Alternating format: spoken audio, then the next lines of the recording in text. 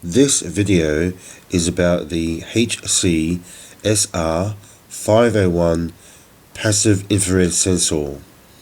So to demonstrate this sensor, I move my hand, and as you can see, the LED indicator light turns on.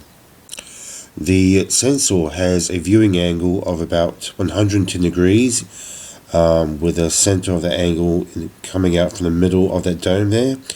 It also supposedly has a range of about 7 meters.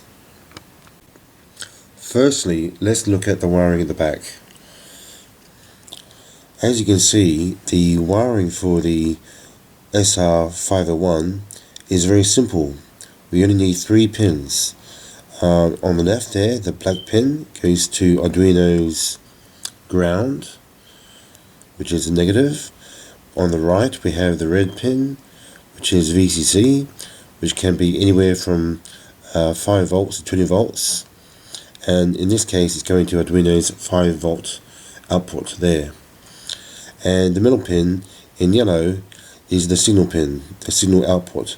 And I've chosen that to go to my Uno pin 4, because pin 4 is not a PWM pin. So I'm not wasting a useful pin, which are PWMs.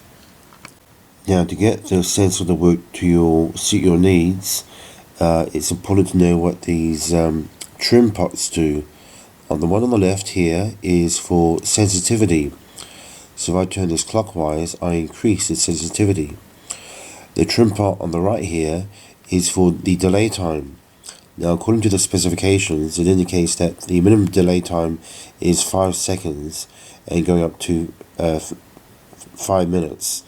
Now, the delay time means that after a motion is detected, it will actually pause and wait that period of delay time before it starts to check for new motion. So it's probably best to set the delay time to a rather low value, otherwise you'll miss out on motion. So I've turned my potentiometer here all the way to the left, or anti-clockwise, to give me the minimum delay time. If I want a longer delay time, I just turn the right trim pot to the right, which is delay. And over here is my jumper set, and we have 3 pins here. And currently I've set my jumper to be in the H position, which means that I can have a repeating trigger operation. Now, the sensor allows 2 modes of operation: repeating trigger and non-repeating trigger. In this state, which is the repeating trigger, the top 2 pins are connected.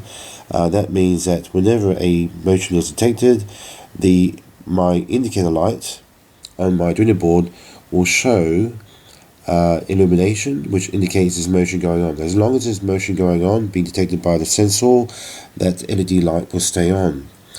But if I move the jumper pin to the L position, the bottom 2 pins here, then I get into a non-retriggerable state, which means that every time there's motion detected, the light will go red and then go off before going back on to being red again.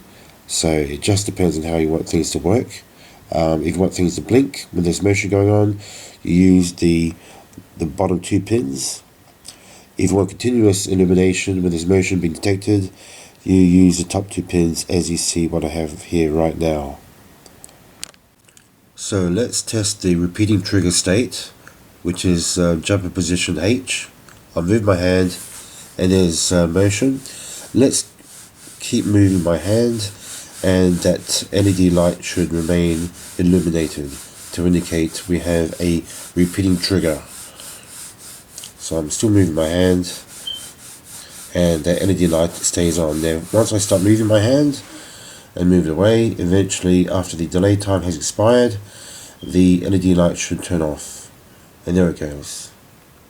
I've now moved my jumper into the L position, which means I now have the sensor working on the non-retriggerable state. So let's give this a go and see what happens.